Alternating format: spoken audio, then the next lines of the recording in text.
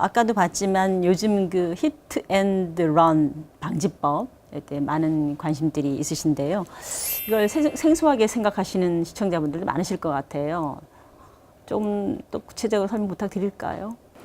일단 양육비부터 좀 말씀을 드리면, 이 양육비가 부모가 아이를 같이 키우고 있으면은 그러니까 생기는 문제가 아니에요. 네. 근데 부모는 원래 그 친자녀이기만 하면 결혼을 했든지 하지 않던지 간에 아이가 성인이 될 때까지 양육 의무가 있어요. 이게 법으로 정해져 있는 의무인데, 그러니까 한 명이 그 양육의 의무를 하지 못하면은 그 의무에 가름해서 돈으로 양육비로 지급을 해줘야 되는 거거든요.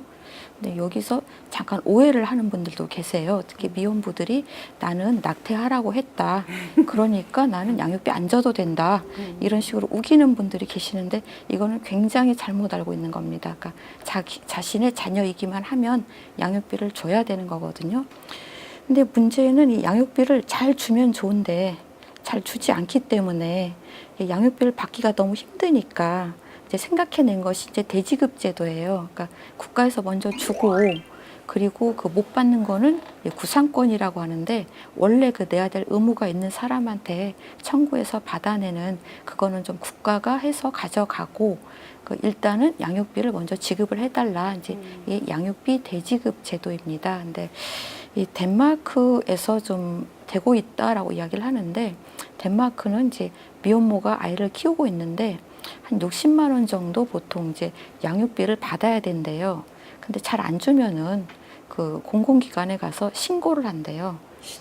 신고를 하면은 이제 국가에서 먼저 주고 나서 이제 아이 아버지를 막 찾아가지고 뭐 세금에서 뭐 원천 징수하기도 하고, 뭐 이렇게 출국할 때 뭐 나갔다가 들어올 때 공항에서 붙잡아가지고 징수하기도 하고, 이런 식으로 해서 국가에서 받아내는, 이제 요게 그 양육비 대지급 제도 이제 덴마크에서 운영하는 건데, 이런 걸 한번 도입해 보자.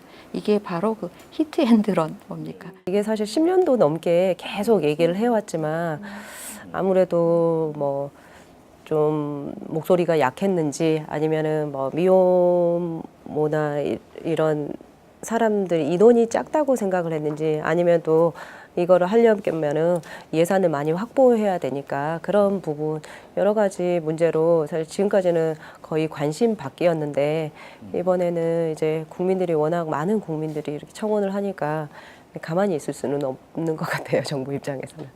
우리 그 미혼모 가정이 한 2만 5천 명 정도 추정된다고 했는데, 그 중에 그 양육비를 받고 있는 실제 가정이 한 어느 정도 됩니까?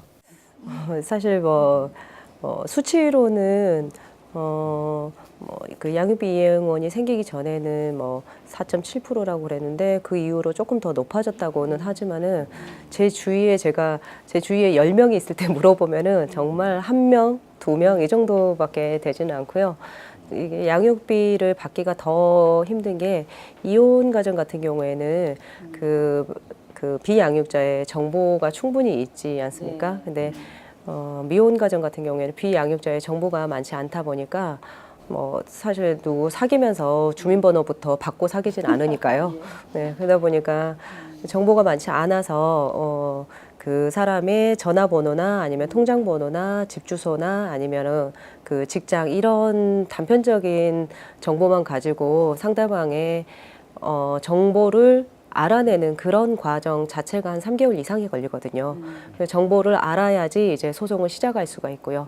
그다음에 소송을 시작했을 때는 이제 남자가 이 아이의 아버지라는 인지 신청을 해야 되는데, 아빠들 중에는 굉장히 내가 이 아이의 아빠인지 못 믿겠다는 이런 사람들도 있고, 그래서 유전자 검사 그런 과정들이 굉장히 복잡해요. 그래서 최소 8개월에서 2년까지 이렇게 진행을 하는데, 승소하더라도 이 사람이 재산을 다 빼돌려 버리거나 아니면 소득이 150만 원 미만일 경우에는 이 사람이 아이 양육비를 주지 않아도 됩니다, 법적으로. 급여가 150만 원 이하면은 그 우리나라 그 민사집행법상에 그 150만 원 정도는 그 본인의 생계비로 봐서 그 이상의 압류할 수 없는, 그렇게 좀 범위를 정해놨죠.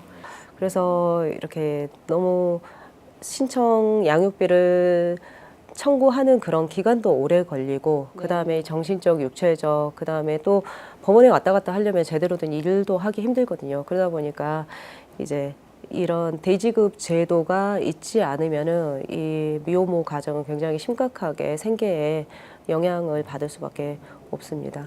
그리고 그 인지 청구를 하게 되어도 인지가 되어도 좀 여러 가지 문제가 또 생기게 돼요. 그러니까 인지를 하게 되면은 그 아이 아버지가 부로서 그 아이하고 이렇게 관계가 생겨나게 되는 거니까 그 친권과 양육권을 그러니까 누구 쪽으로 하게 될 것인가. 그래서 저희가 인지 청구를 할 때는 항상 친권자 및 양육자를 뭐로 지정해달라 이런 청구를 같이 하고 있고요. 또 우리나라는 그 자녀의 성은 아버지의 성을 따르는 것이 대원칙이기 때문에 그 인지가 확정이 되면은 별다른 말이 없으면은 그 아이의 성이 부의 성으로 이렇게 바뀌게 돼요. 그러니까 모의 성을 쓰고 있다 하더라도 좀 이런 점들이 있어서 부의 성을 그 쓰지 않는다, 모의 성으로 해달라라는 청구를 같이 병행해서 해야 되는, 그래서 인지 청구 한 번 할 때 이렇게 좀 따라오게 되는 여러 가지 법률적 문제들이 많이 좀 생겨나게 됩니다. 지금 양육비를 받더라도 문제가 있는 부분은요. 지금 소득이 148만 원 미만일 때 한부모 지원법에서 한 달에 13만 원 아동 양육비를 받고 있는데요. 만일에 내 소득이 120만 원이고 그다음에 양육비를 30만 원만 더 받게 돼도 148만 원이 넘어가요. 그러면은 나라에서 받는 아동 양육비 13만 원을 못 받게 됩니다. 근데 애 아빠가 30만 원이라도 꾸준히 주면은 좋은데 그걸 안 주게 되면은 적은 돈이지만 나라에서 받고 있는 아동 양육비 자체도 못 받게 돼요. 그래서 이게 아동 양육비, 비양육자로 더 받는 아동 양육비가 수입으로 합산이 되는 게 지금 가장 큰 문제점이거든요. 이거는 수입이 아니고 아이 양육비인데 지금 이 문제 때문에 엄마들이 사실 소송하는 것도 힘들지만 이 애 아빠한테 꾸준히 받을 수 있을지 없을지도 모르는 것 때문에 얼마라도 되는 아동 양육비를 포기할 것인가 이런 문제점들도 있습니다. 지금 그런대로 양육비 그 대지급이 정착이 되면 한결 수월해지실 텐데 지금 양육비 대지급을 위한 기관 운영도 이제 초기 상태에 아직 있으니까 여러 가지로 개선할 점이 많죠. 제일 지금 그래도 빨리 자주 논의되는 게 어떤 걸까요?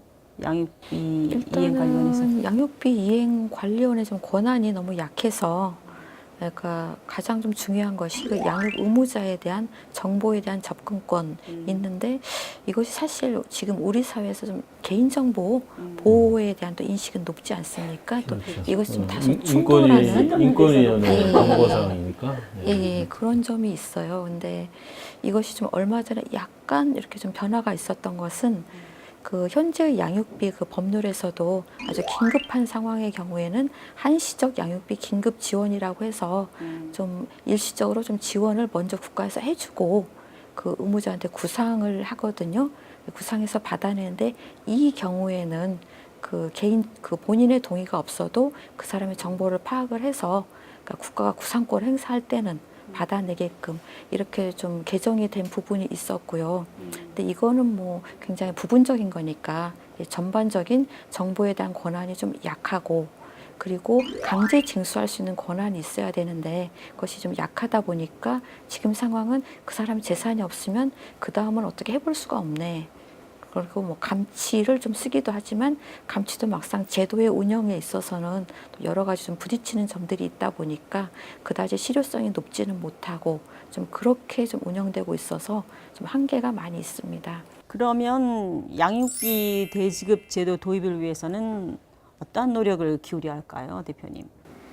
뭐 다소 막연한 이야기일 수도 있지만 좀 양육비가 그냥 뭐 돈 빌려주고 못 받는 뭐 이런 수준의 문제가 아니라 이게 지급되지 않으면은 아동의 생존이 위태로울 수 있다.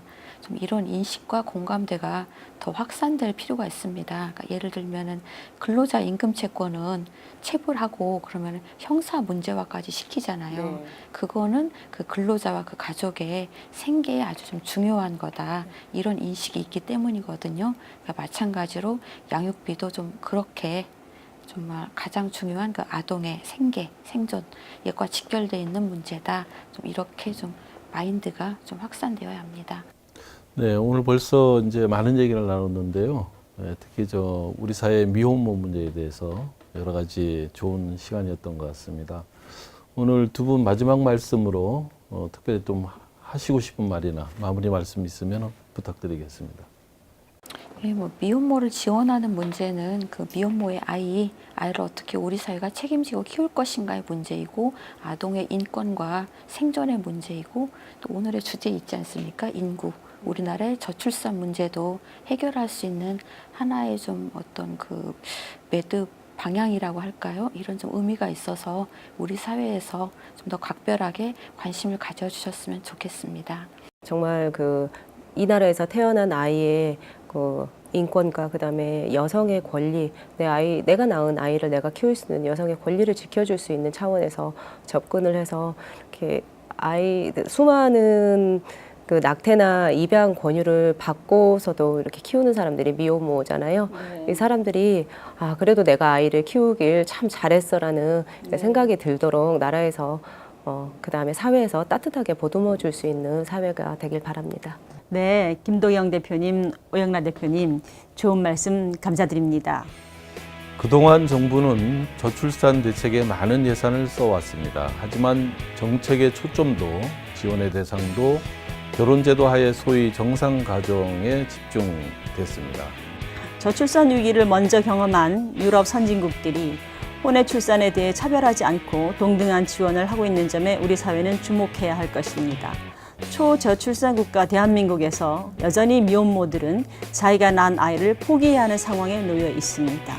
그동안 우리의 편견으로 잃어버린 소중한 아이들이 얼마나 많을까요?